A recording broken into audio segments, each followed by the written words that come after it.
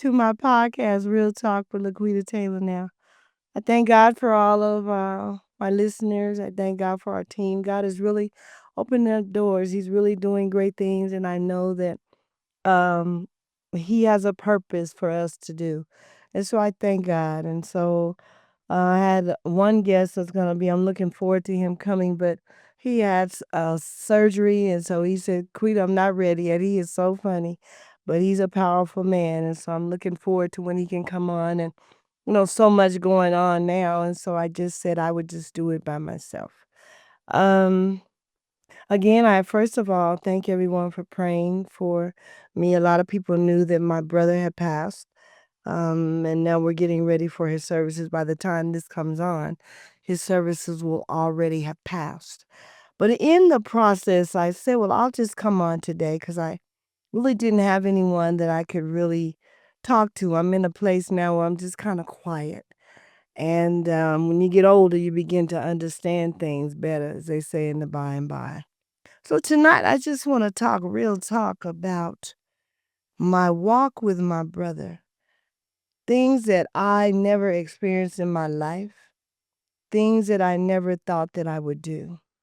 I think in the end, people will look at circumstances of when someone's sick, circumstances of you weren't expecting. You can have someone sick over the years, but when it suddenly comes full force and you're the only one really. My brother, well, it was six of us. He was the fourth of the six. I was the only girl. And I know that he went through a lot with renal failure and two kidney transplants and the different things. He was my first guest in season one. He wanted to make sure that he would help somebody to have an understanding of what true renal failure is. True renal failure when you have to wait and see if you can get a kidney that will match to help you live a little easier so you're not dealing with all the medication and the different things. And, with him, his best friend, I thank God, I think he's coming for the service, Ronald Doss. He and Shani went to school, and God just laid it on his heart that he wanted to help and give Shani a kidney. He did. He held on for 5 years. And after that failed, my mother had died, and he really wanted to give up. See, until you've been through something, you can say all day long, I wouldn't do this and I wouldn't do that. If I was in that situation, I would do this. If I was in that situation, it would be different. But until you have been in that situation, I've learned in my life that experience is the best teacher. You can't really tell me anything if you haven't been there. But in the process, even when you're dealing with death, people can say, well, I know how you feel. You really don't. And when I say that, when I say you know how someone feels, because everyone is different. I feel how I felt from my mother. I felt how I felt from my brother. My dad's gone. Lot of different people.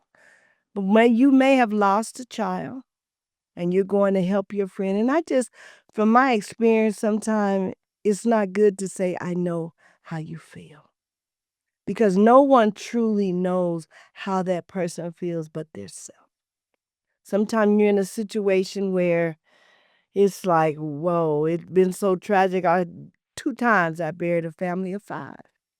There's no way that I can sit up and say, you buried 5, but I know how you feel. So what we have to do is just say, I feel for you. I'm praying for you. Because I've seen people say get offended because they say, you don't know how I feel. This was not your child. So for future reference, what I recommend is that you say, I feel for you. I'm praying for you. I know how you feel. You don't. And you mean well. But when you really sit and you're going through and people are telling you constantly, I know how you feel. I've been there. Remember, each family's different, each individual, each relationship of what you had, it's different. you know how you feel. Other people don't. So that is something that I just want to put word out for people to kind of know. I'm one of those also, if you don't know what you're saying, if you're just speaking off the top, don't say anything. Because people's feelings, and and I need to say this, and I'm going to go into what I want to talk about with Sean. You go on and you're doing all you can, and you're holding on and trusting in God, and it gets really rough sometimes. And you're going on, and they've lost someone, and sometimes they're still grieving. It's 5 years later. Why is she still crying? Lord, his daddy left a long time ago. Why is he still grieving? And I tell people all the time, you have to grieve how you have to grieve. There's no right or wrong way to grieve. You just have to grieve. And I've seen people where it's all right to, people get mad at God. They question God. I want an answer, God. Why did you take my baby at such a young age? I want an answer, God, that me and my husband were together 50 years and he was doing okay and he had a massive heart attack. Now I'm alone. I have no children, and the kids I do have, they're not even paying any attention. I'm left alone to take care of everything for myself. There's so many different neglects in death when you should have the best support that you need to have. But it doesn't always happen that way. So that's why a lot of times you have to be ready. And before I end my show today, I will say some things that I hope will help some people. Well, I want to talk about my brother's journey. In his journey, when my mother was alive, Shani was just my baby. And I was always there for him. When he had his first kidney transplant, he used to go with that high blood pressure. And I need to say this, salt will kill your kidneys. Some people like salt. You just pour salt like that Rosemary's Baby, Damon or whatever. And she was Rosemary's Baby, honey. She be pouring that salt like it was water. And some people eat salt like they're going crazy. But know this, the salt can blow your kidneys. And my mother used to say, I wouldn't wish that on my worst enemy, kidneys, of everything that you have to go through. Everything through your blood, you can get cold. My mother has seen some people just die in the chair. There's so many different things that can happen.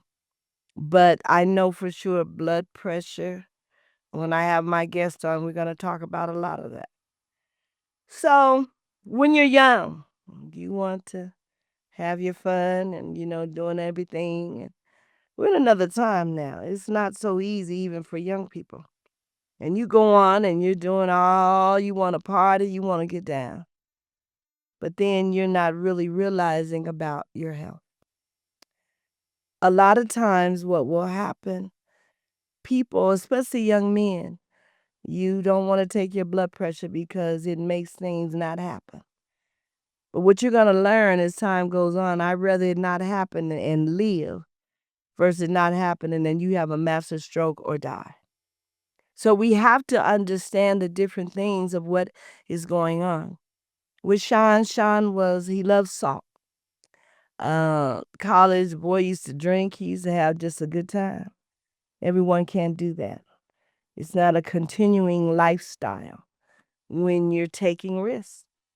I know when you're young, it's daredevil. Oh, yeah, I can do this. I ain't tripping. I'm fine. And Shawnee, after his first kidney, he wanted to give up. In the meantime of everything, I was constantly watching my brother. I would always be the one when he get discouraged, and a lot of times he had depression. When he wanted to hold on, he was tired of taking 24 pills a day. So he said sometimes big pills. He would get depressed. depressed, to be honest, because I didn't know. I was scared and nervous, but at the same time, though, my focus was with my son Josiah, and he was living in Iowa at the time, and I just kept thinking I have to be there for my son. So even though it was bad, there was a reason for me to do it. And I remember he was saying one day he was talking. He said when he got cancer, he kept saying why not, and I remember he said why not me, because that it helped me go. It helped me go real far with that and focusing on my son, make sure I'm there for my son. And so, yeah, I was depressed. I was nervous and scared, but my main focus still was to make sure I get better for him. I was able to get over that, so that really helped. I think what you're saying, what you did, why not me? Yeah, for my son. I'm here for a reason. Yeah. God put me here for a reason. Go through a lot, but yet he would always come out with me praying and the different ones, and when my mother was here and my grandmother and the different things, doing what we do. Well, this last time, and I think what makes it hard for me, you have someone that you're really close to. He was 59, would have been 60, February 26th. God said, not so. In the process of that, watching him, and I never thought that it would end like this.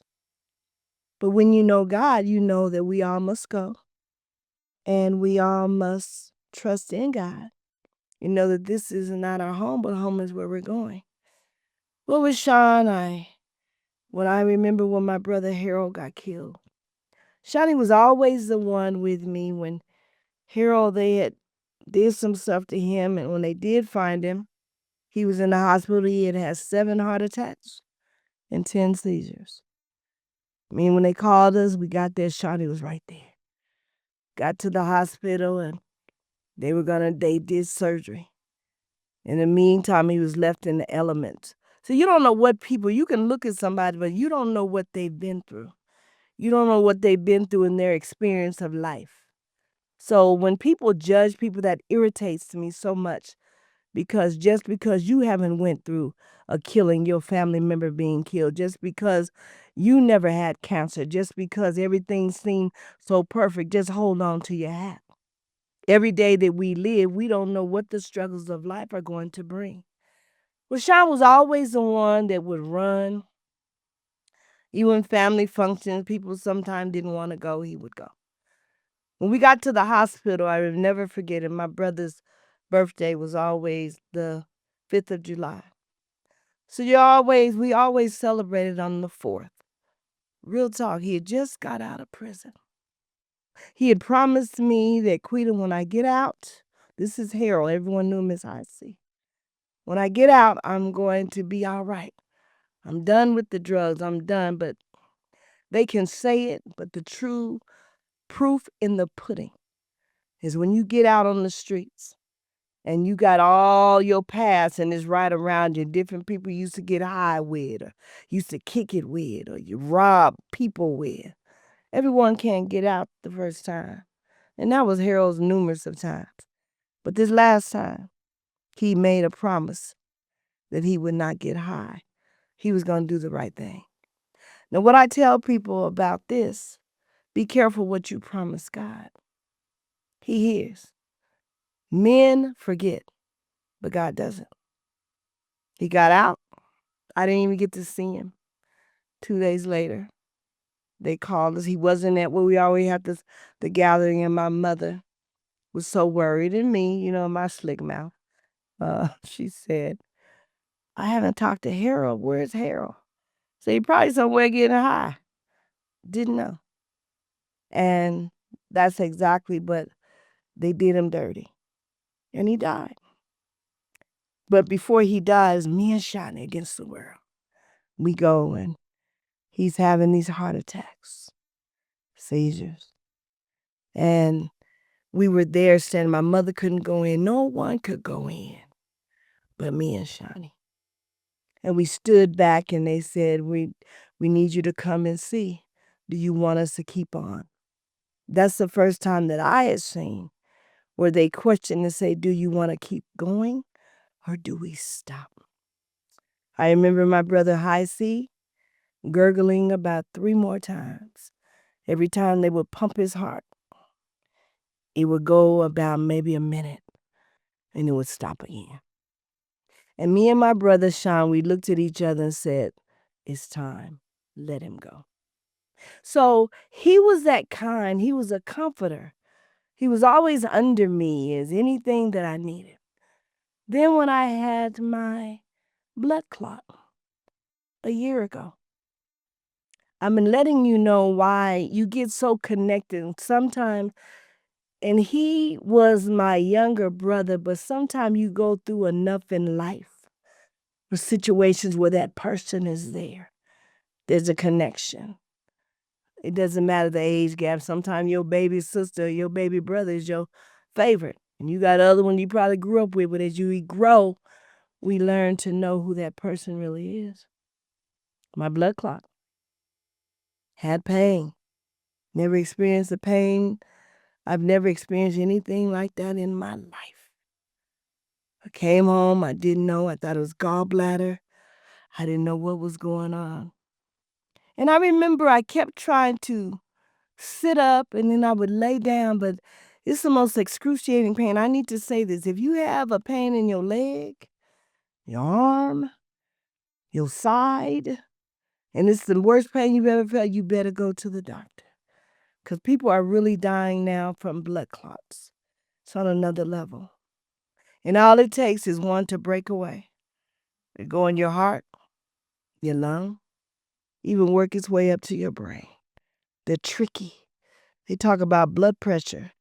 Blood clots are dangerous, sneaky, and in a twinkling of an eye, all it takes is it to go to one spot, and you're done.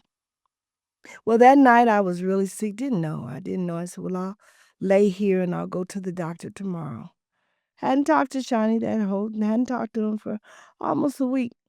When you're connected, God will let that person know there's something. You better call them or something's not right. Well, that night I kept trying to lay down. And see, I have an ear to hear when God speaks to me. And I tried to lay down. It was on my right lower side. And I was trying to lay down and I was in so much pain. And the Lord spoke and said, lay on your left side. It was on my right side. And when I did that, I was able to take some medicine and I went to sleep. Woke up that morning and I said, okay, I'm going to go. Michael had already left. He didn't know. I thought I was okay. I don't like to say a lot. I'm not a complainer. If I can handle it and do what I do, I will do it. And Shawnee called me, hey, Quita, what are you doing? I said, I got to go to the doctor. I said, I don't know what's going on. He said, you were on my mind this morning. I'm going to take you to the doctor. Got in there. I was fine at first. We got to the doctor's office and I told him that I thought it was something. I didn't know, gallbladder or something. And when I got in there, my doctor, she touched me. She said, we're in trouble. This is a bad blood clot. So what she did, she got where I can go take an x-ray. Because my doctor's office is over by Centennial facility where they have the medical office and you can walk right over and then you're in the emergency room, whatever they need to do. As I got there, I couldn't breathe. And I remember my brother saying, I've never to see you so helpless. See, he had that kind of heart. Some men will look and be like, oh, it's all right. You all right. But Shawnee had a heart for anybody that was hurting, anyone that was in a situation. he would always have a comforting word. Well, to make a long story short, I went. They had to give me some morphine to calm it down. And when I did go for my x-ray, I had a very large blood clot in my lower right lung. So much so that it was so big, the emergency room doctor at Centennial said she's surprised that I even made it this far. I should have died about 20 minutes ago looking at what was going on. That thing was it was tired. It had been in me a week.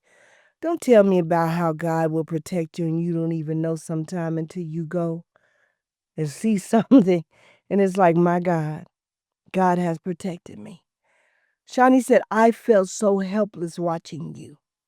He was right there. Come to find out, the blood clot, big as probably a 50-cent piece. When they got it, it had been in me, and in the process, it damaged, it killed. I had never heard of this. It killed some of my lung. Had to get that and get it going again. So you need to feel your body. You need to know your body. And I'm just kind of going back reminiscing so people to be aware of different things. And the doctor tells me later that it was really bad. But Shawnee knew, he felt. When you have that connection, you don't have to say a word. You can feel, wait, I better call them. And I need to tell you this, when it's on your spirit to call somebody or to go by and see them, you need to do that. Because a lot of times you don't know that's your last chance. God is a good God. He will prepare you in his own way. He will let you say goodbye in his own way because he knows that it's about to be over. So with the blood clot and so many things that I thought about, I just thought he had this other kidney that he got after that one. And it was a young man that was killed on a motorcycle. But I didn't know this until he was on our show. We talked so much over the years. But the doctors had told him that we have a match. But this young man has diabetes. And if you take that kidney, most likely you will have diabetes. And that's exactly what happened. So even with that, he was adjusting. He was adjusting. Now I'm getting ready to tell you about the walk that I never thought I would do. And he was adjusting and he was doing okay. And he had that kidney for 8 years. And then all of a sudden, about 2 months, he couldn't eat. Johnny was very private. He didn't want to intrude on people. He didn't want people to worry about him. He could worry about you, but he didn't want you worrying about him. He hadn't ate. He couldn't eat. He just started dealing with all the different things of him going through trauma with kidney dialysis and the different things. He just thought, well, I just don't have an appetite. We go on, and finally he says, Quita, I got to go to the hospital. His mother-in-law, his ex-mother-in-law, Josiah's grandmother, took him. Got in there, and they were running tests. They couldn't understand what was going on. And Shawnee was at 150 pounds at home. With him not being able to eat, he went to 110 within a month and a half. I think 2 months or so. So he's dealing with this. Now we're getting ready to say, okay, I've been with kidney dialysis. I've been all the different things, him and my mother. I've been here and I see all kinds of death and I deal with everything. But until it is your time, then those that have the cocky spirits, those that, it ain't all that bad. Oh, they'll be all right. It's okay. But until it's your loved one, it's hard sometimes to even understand. That's why I say people have to have a heart. Because when something happens and you out there, you're going to want somebody to care and give you words and prayer. So we go on, and he had an aide, and they started running tests. They didn't know. First blood test said E. coli. I'm like, I'm hearing all this stuff. My brothers have been through the stuff that I'm hearing. I have never. I've strictly dealt with kidneys, high blood pressure. Different. My brother had depression sometime to be a young man. All that he did. And to be a young man, and he felt like, what did I do? Go on, E. coli, they run tests. They were trying to see where was E. coli coming from. Go in there. He had an infected gallbladder that had burst. So I'm like, I'm hearing all this. I'm like, Lord have mercy. And when they go in, they plan to take the gallbladder. They're going to work and see what they can do. They get in there, he has stomach cancer around the lining of his stomach. And in the midst, I seen fear, hearing every time. Who could take every time it was something different? The gallbladder had gangrene on it. It had burst. He didn't know it. And cancer. That's why he was not able to eat. So go on. Every time I'm trying to do Miss Taylor, I'm talking to doctors and everybody else. And Miss Taylor, we want to try to remove it. We got to get in there, see what's going on. They find out all that was Shawnee. So every time they were trying, because that gallbladder was bothering him, but it was like it was blocked. They couldn't get to it. Those doctors were getting frustrated because Shawnee was trying to be patient. He was trying to say, okay, I'm going to get better. I've always got better from my son. God has always looked out. But the light was beginning to fade because everything that was told, gradually, it was one thing after another after another. We go on. They're running all these tests. They're putting tubes in my baby. Then it got so he couldn't eat. So when he gets to the hospital, they immediately put him on them tubes. They had to put it where you can feed the food, the proteins and the nutrients and stuff that you need going in his chest. We've all had small veins, even when I had breast cancer. I really went through because every time they had to stick me, it was difficult. Sean, my mother, all that. And so then they go on and then they find out. Not only did they went to try, they were trying to figure because they couldn't. He was so full of everything in his abdomen. If they just could have got that gallbladder stayed in him until he died. Then they go on and they see the stomach cancer, and when they did a CAT scan, and then his abdomen is now full of cancer. I watched my brother go through.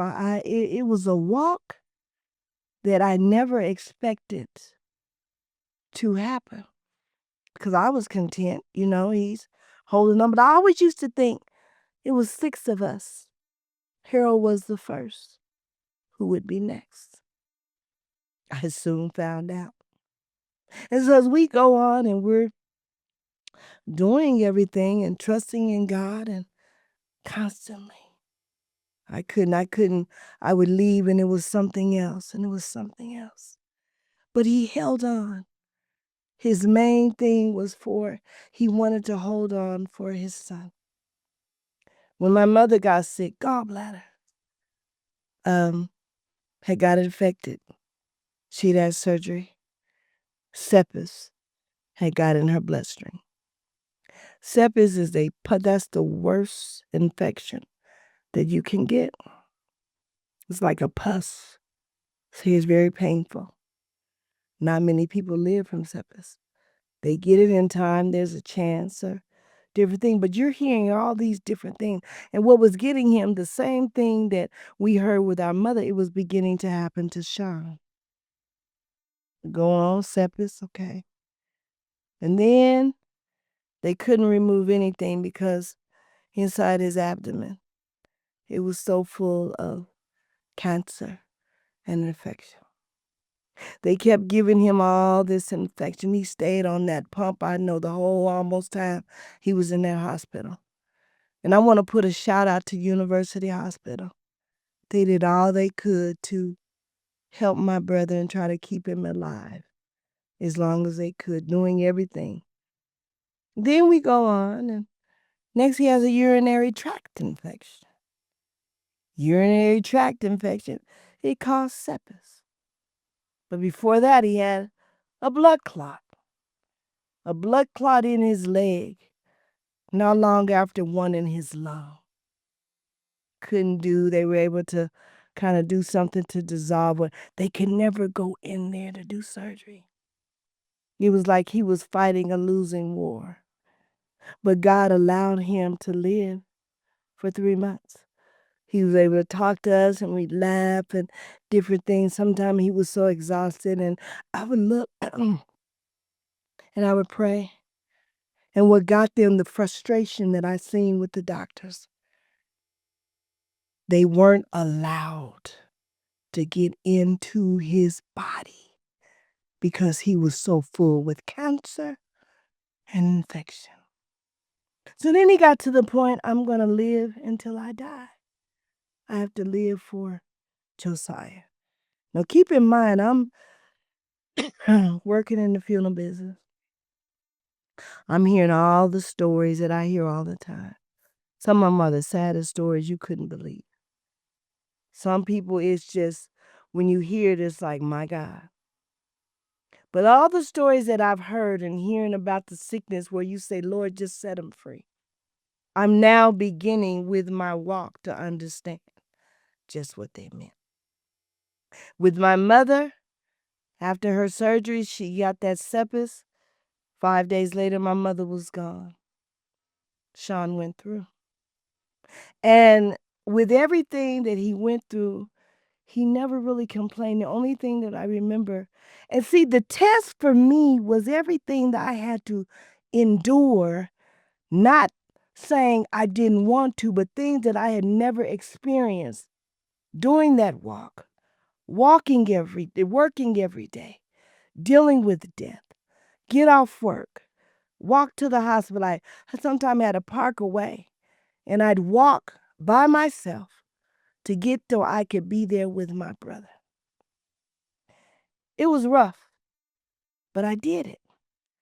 And then just so many other things that I endured, talking to doctors, talking to nurses, caseworkers, family looking to me, Quita. My brother's scared to death. What do we got? Nothing can happen to you. You're all we got. My mother was gone. So I'm holding on. I'm trying to do all I can, not knowing sometimes I wanted to scream. Sometimes it got so overwhelming watching him suffer. But then I said, Lord, I thank you. You have me here. My brother told me, said, Quita, I got to give it to you. You were ride or die for Sean. And I'm listening to this, and when I look at people looking at me, how was I able to do what I did for 3 months every day? The only time that I wouldn't, sometimes I'd still go back when I got off my podcast on Tuesdays. And I would go and sit with him. And what was so challenging to look at him and look at me and hear this grown man weeping and just like, why me, Lord? And the faith in me, the faith of who I am, the faith that walks with people, prays with people, trusts in God, lay my hands on you. God, give me blessed all. I see people healed and delivered and everything, but yet I got a brother that's been one of my favorite for years. He's always clung to me. And there's nothing I can do. but wait for the doctor to tell me what's going on. And it gets to a point, I tell people, sometimes that's good to have faith. We do. We have to hold on, and you see somebody going through, it's like, my God. But then there's a common sense faith. You know, after a while, with him full of cancer all in his abdomen and his stomach and a dead gallbladder in him, they can't do nothing because he's so thick. After a while, you say, it's just a matter of time. God, you got to take him. You got to, he's suffering too much. And I remember when he told me one time I was getting ready to leave. And he said, Quita. I said, what? He said, let me ask you something. I said, what? He said, why is this happening to me? I was dumbfounded. I didn't even know what to say. I know, oh, you gonna live to die. We getting ready to serve. We going to see Jesus. Sounds good. Oh yeah, there's everybody want to talk about dying, but do they really want to go? And this boy was asking me, what did I do? I've been faithful. I've helped everybody. I've had a good heart even when some people mistreated me. I was there because of the God in me. What did I do? Why am I taking so much suffering? All the pins and the needles and the can't eat and sometimes he could eat and the different things. I've seen people, but to see watching my brother die, going through the storm, but yet still coming out with a testimony. His death was an experience. I would have to go away sometime and just bawl in the hall. Because when he would look at me, it was like, can you help me? Sometime he couldn't eat and I remember Michael Sean was feeding him chips. You know how baby looks at you like they're eating and they're kind of like his eyes were big and it was that of, I'm helpless, but thank you. That's who he was. And then you look at people that do everything and you wonder why. I even sometimes I've questioned why. That people didn't do nothing, working hard, doing all they can do, and then somebody come in and kill the whole family. Or somebody runs a red light, you done minding your own business and you get killed instantly. The breadwinner of the house is gone. What am I going to do? You got a mother with kids. My husband is gone. Or you got a mother that's pregnant, doesn't know what she's going to do. Or what about the young lady that just got married? Beautiful couple. About 2 years ago in Florida. They got in their go-kart to go to their hotel to get ready to go for their honeymoon. And a drunk driver going 80 miles an hour hit and killed the bride. And the husband was in a coma. And you wonder, we don't know. That's why I always say we need to make sure our heart is ready. We don't know the day or the hour. But when I told Shawnee, he just kind of accepted it. He wanted to live to be 60, just like my mother. My mother was 69 when she died. And I'm 66. And sometimes I say, well, I don't know. You be like, Lord Jesus, 60, because, oh, Lord, because my uncle died at 71. My other uncle died at 70. You be like, Lord, have mercy. But I can't worry about that because I've accepted.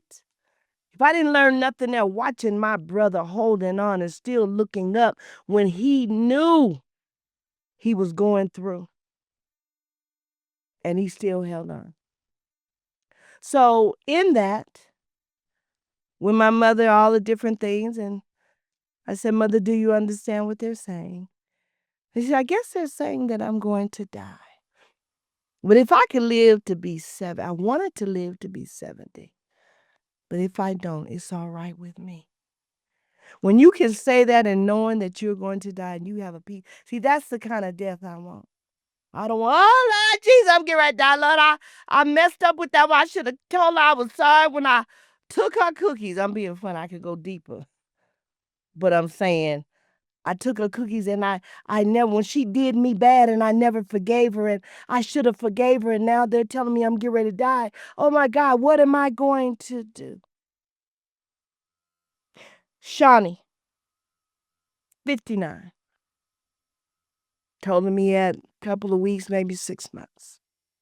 His wish was to be, I want to live to be 60. I got to see my 60th birthday. That's okay, we prayed. We just hoping, but I could see how his health was up and down. But I'm holding on. I'm right with him, trusting. And about 2 weeks before he died, he said, Quita, I'm not going to live to be 60. I said, how do you know? He said, I know, but it's all right with me if I don't. So that's what you call accepting. God will take the sting of death out of what's going on, that you can have a peace. God will give you a peace that surpasses all human understanding. So it was up and down. I'd be at the hospital. I'd be there late. But if you have the ear to hear, this particular, I just left. I had been with him. This was about the third day before he died, maybe two. And I had been with him. And I said, Shawnee, I'm going to go home and I got a big day tomorrow, but I'll come back and I'll. So he said, okay, but he stopped me. And he said, he grabbed my hand because, sometimes my kids, why are you kissing me so much? Boy, shut up. I need to get out my loving from my baby. And so he grabbed my hand and he held it and he said, Quita, I just want to tell you how much I love you. You've been a phenomenal sister. He said, we have been ride or die. You've been here with me all the way. I couldn't have had my strength to make it this far if it wasn't for you. And he cried, but I wanted to stay face. I didn't want him to get really too emotional. I wanted to holler. And I cried, and after I got out in the lobby, because I said he's getting ready to leave me. And I could tell, and so I said, boy, ain't nobody tripping. I love you too. You're my little brother. What else was I supposed to do? But I knew. I could see in his eyes, going through the storm. But I have a testimony. We go on, and I left him. And the next day, I came. I said, I'm spending the night with him tonight. But I need to back up.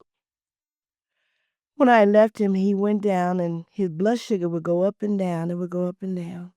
And he loved chocolate cake. At his repast, I'm going to have all kinds of chocolate for him. And they seen it and they said, what do you want? We need to bring that sugar up. And he said, I'd like some chocolate cake. They said, okay. They gave him chocolate cake. Within 5 minutes of eating that chocolate cake, he threw up. It got all in his lungs. They didn't hear him choking at first. They got there, they got it, got him going. Doctors was running in there, but it was the beginning of the end. His lungs was full, and they called me that morning and said, Miss Taylor, we need to tell you Sean has taken a turn. He vomited and it went in his lungs. And we're watching him and bringing him down to the 10th floor. He was on the 11th because they needed to watch him. They were going to put him on oxygen. Tell you how God works. They were going to put him on oxygen and, to get him all right.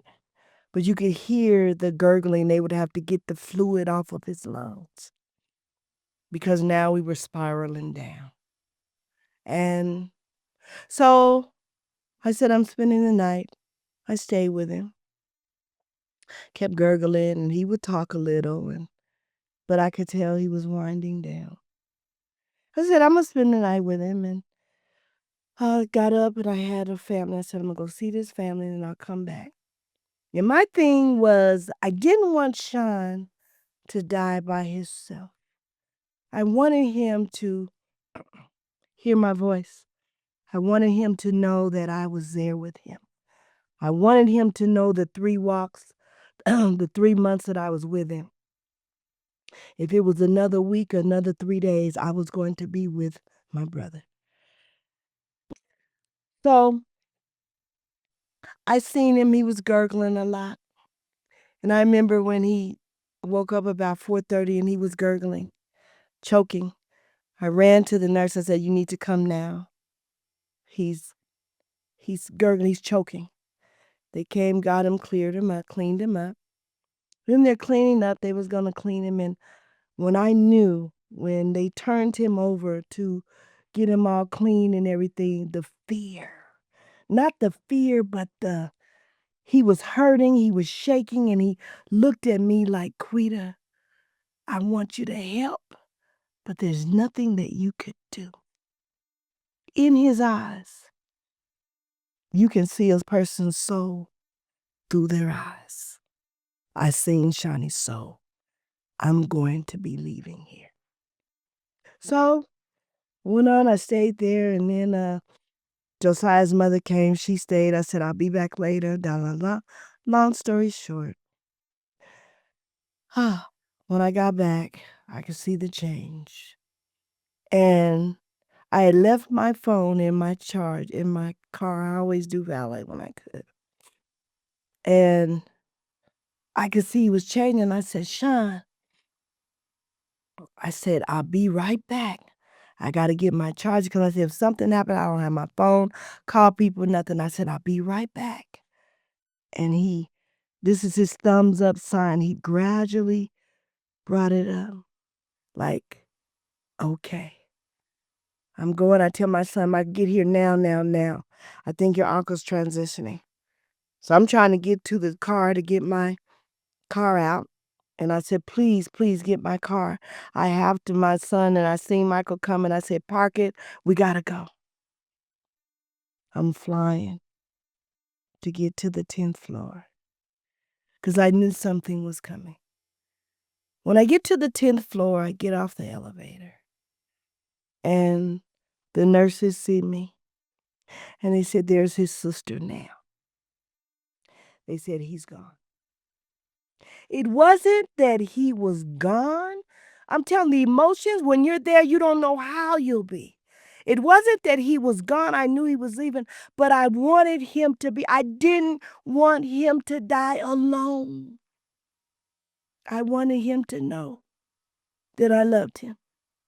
It made no difference. Once he died, that's over. But for my comfort, I'd walk with that boy for all that time. But she said it happens all the time. People will be there. You could be there. They told me one case, uh, Van McGee told me about his brother.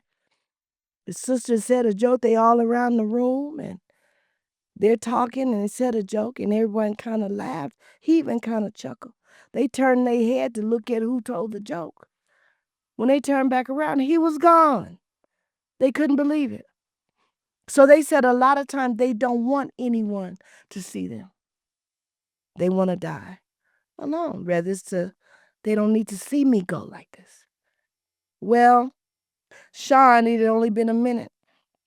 The nurse had got there to give him his medicine.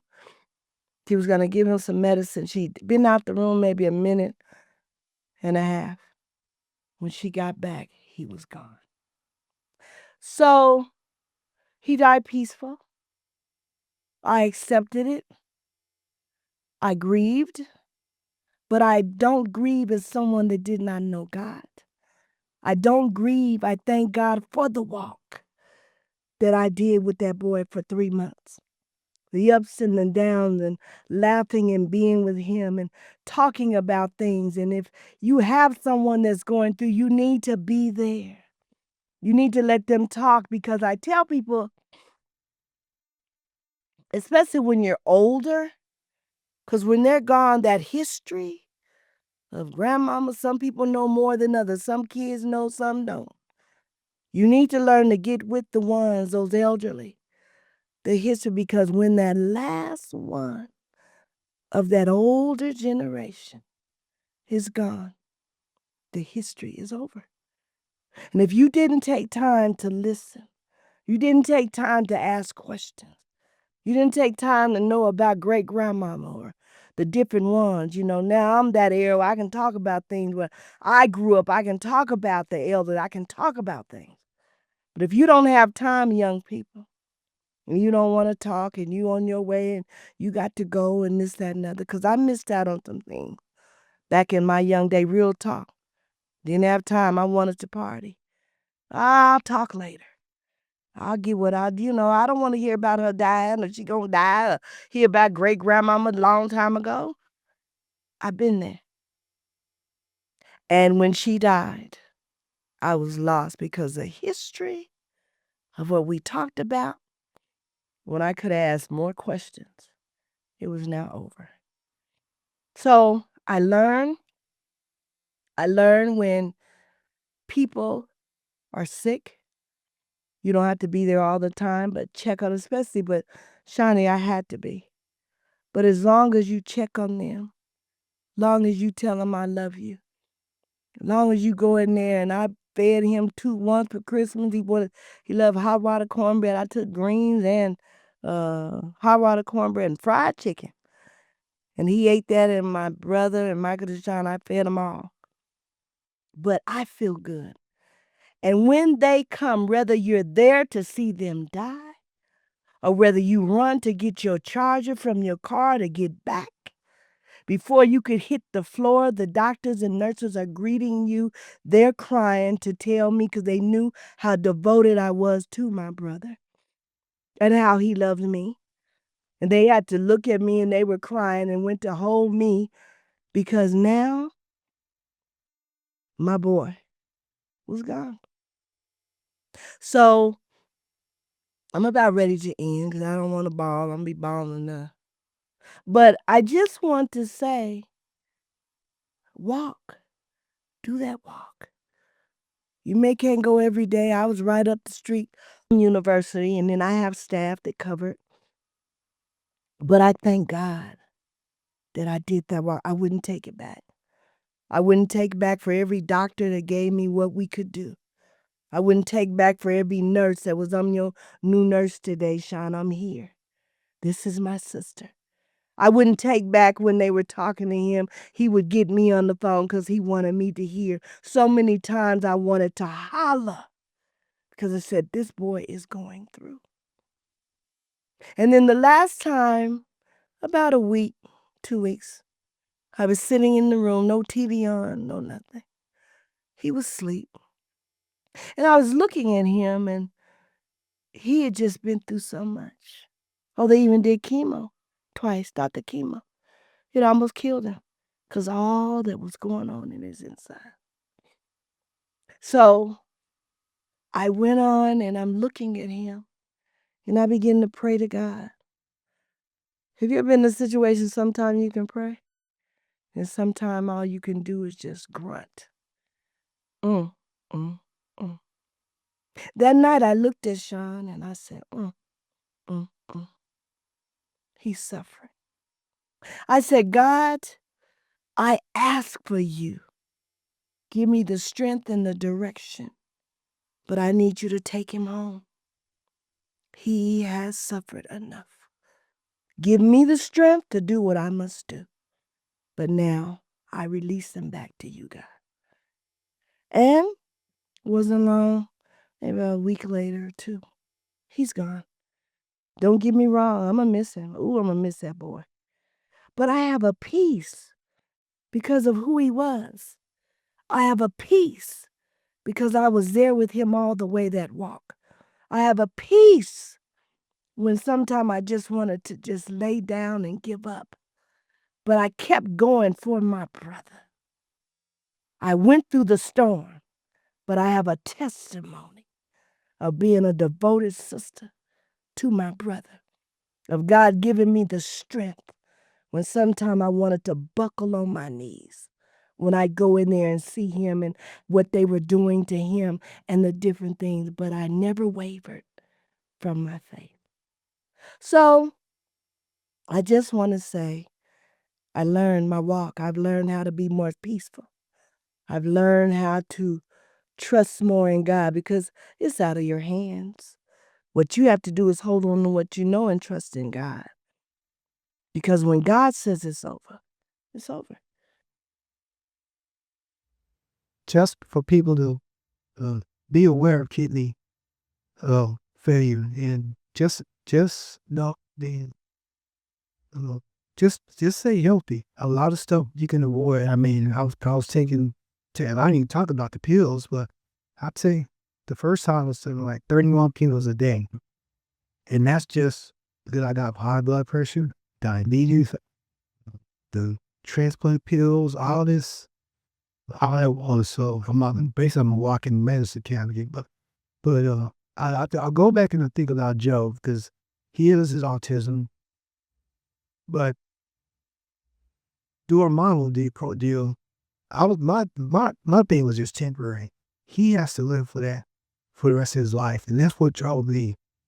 If I can get if I can get past this, he has to live with his autism for the rest of his life. And I'm just so happy I'm able to be a part of his life. And I'm just grateful. But I just want everybody to know that I really appreciate everything that people did for me. Facebook people, people, family, friends, and I really appreciate it. I just had to tell my story.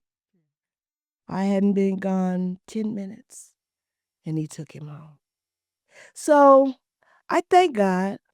I thank God for the prayers. I thank God for how he has taught me. But one thing I have to say, if you don't have insurance, you need to get it if you can, even if it's a little.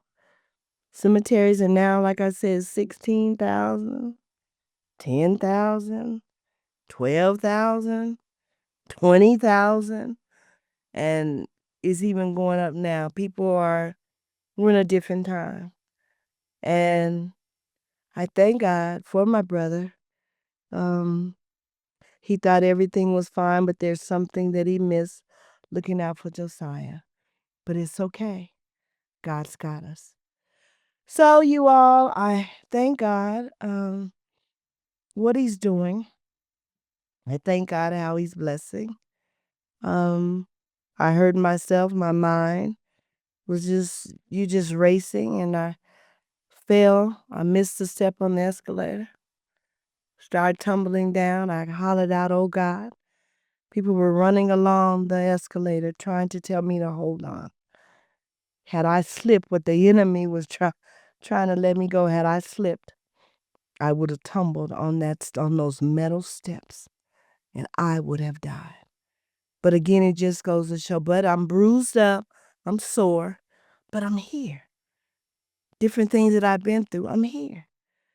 Testimonies left and right, but I'm here.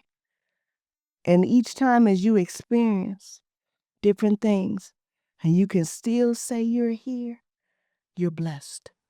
We all have exclamation points, commas, and even parentheses.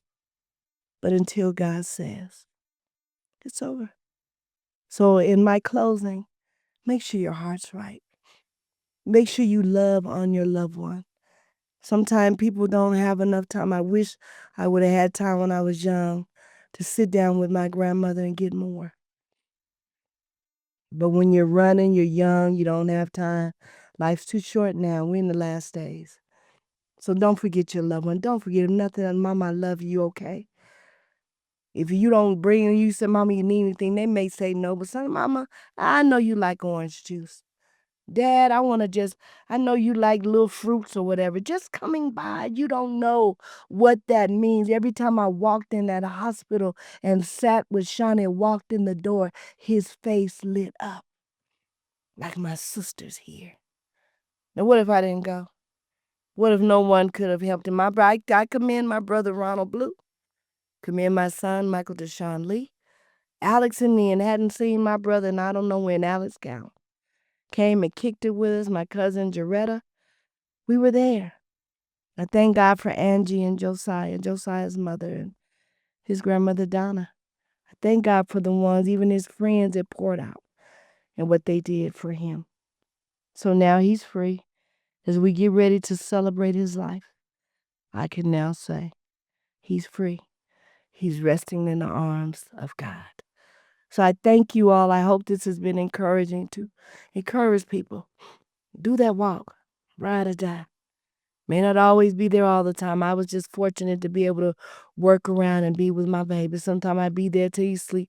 Sometimes I was so tired I'd get in that cold car on my way home until the next day. I have no regrets because I did all I could do. Even for my mother, I did all I can do. So you all be blessed. Pray for me. The services is January 24th. We'll celebrate a man's life that loved everybody. But he's free. And I've been through many storms. This one was one of a kind. But because of that storm, learning so much from watching my brother live until he died as he wanted to do, I have been through the storms, but I've ended with a testimony. So until we talk, y'all, I'm going to get off. Keep me in your prayers. I say my body, the devil. And we need to know this too. We're all dealing with spiritual warfare. Devil's trying to take everybody he can. You could be coming and everything fine and go on, be at church. Oh, Lord, God's been good. Ooh, I'm going home. My mother used to come home and she'd be all happy in her spirit. You know, boys cut up, there's 5 of them. And boy, she get there, she said all these 5 demons. Shotty wasn't no demon. Shotty was just laid back. He didn't ever want to get in trouble. But them other ones, oh, it was on.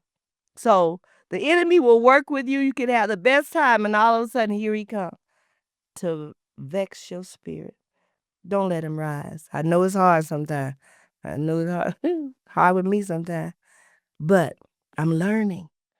I'm learning to peace be still. I'm learning to hold my mule when I want to buck like a fool. But I'm learning because of time, grace, and how God is in my life. So you all, until we talk, I thank everyone for joining me with Real Talk